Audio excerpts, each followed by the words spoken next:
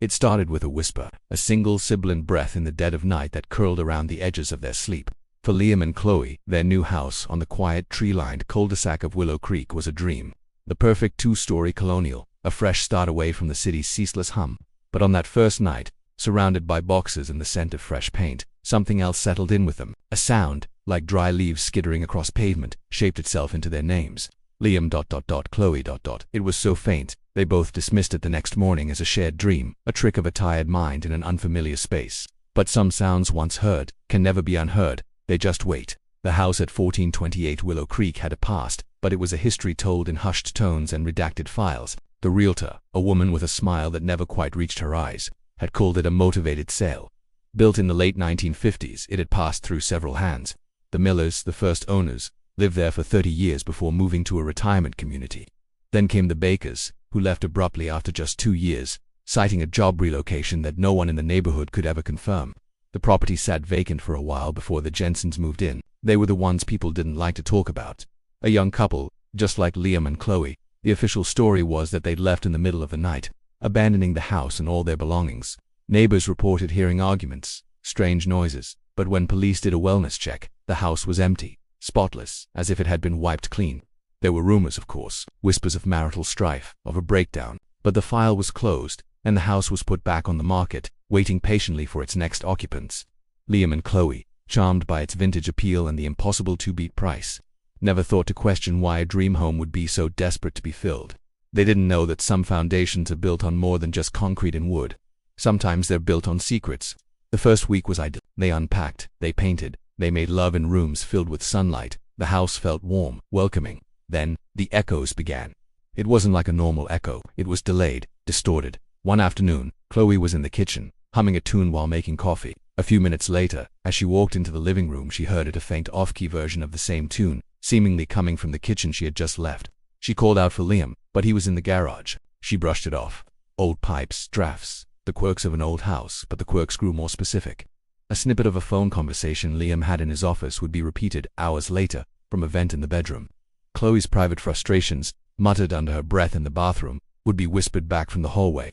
"I just wish he'd listen," she'd sighed to her reflection. That evening, as they sat in silence, a faint voice from the darkness of the dining room breathed, "Wish he'd listened." They froze. It was Chloe's voice, but it was wrong. It was flat, hollow, devoid of emotion. Fear, for the first time, began to bloom in the cracks of their new life. The whispers stopped mimicking and started anticipating. They became a third party in their relationship, a malicious narrator.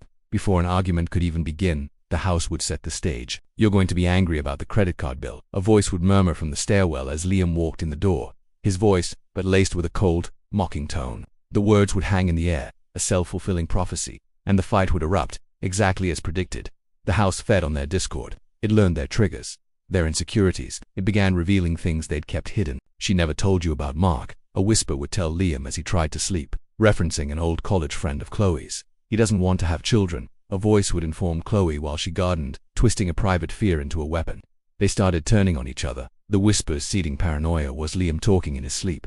Was Chloe playing some sick psychological game? They stopped speaking, afraid to give the walls more ammunition. But the silence was worse. In the quiet, the house filled the void with the ghosts of their past arguments, a cacophony of their own angry words, playing on a loop, turning their home into a prison of their own making. The air grew thick with resentment and terror. They were no longer just a couple. They were performers in a play directed by the very structure they lived in, and the audience was the house itself. The breaking point came during a storm. Rain lashed against the windows, and the power flickered and died, plunging them into absolute darkness. Huddled together in the living room, armed with a single flashlight, the silence was deafening. And then, a sound began. It wasn't a whisper. It was a low, guttural hum that vibrated through the floorboards, up their spines. It was the sound of a living thing, a deep, resonant frequency that seemed to emanate from the very heart of the house. Liam, his face pale in the flashlight's beam, placed his hand on the wall. His eyes widened in horror. "It's breathing," he stammered. Chloe touched the wall beside him, and she felt it too. A slow, rhythmic pulse, a steady thrumming like a colossal heartbeat. All the whispers, all the echoes. It wasn't a haunting. It wasn't a ghost. The house wasn't possessed.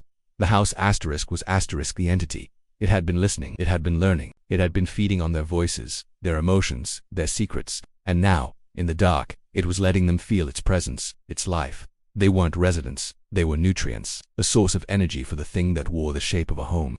The realization was more terrifying than any ghost story. They were trapped inside a predator. What happened next at 1428 Willow Creek is recorded only in the silence that followed. The neighbors reported nothing unusual, aside from the screams. Brief, terrified screams that were swallowed by the storm as quickly as they began. When the police eventually entered the home, they found it just as they had with the Jensens, empty, spotless. All of Liam and Chloe's belongings were there, their car in the driveway, but the couple was gone. The case went cold. Another strange chapter in the house's quiet, unsettling history. For a time, the house on Willow Creek stood silent, digesting its meal, processing its new sounds.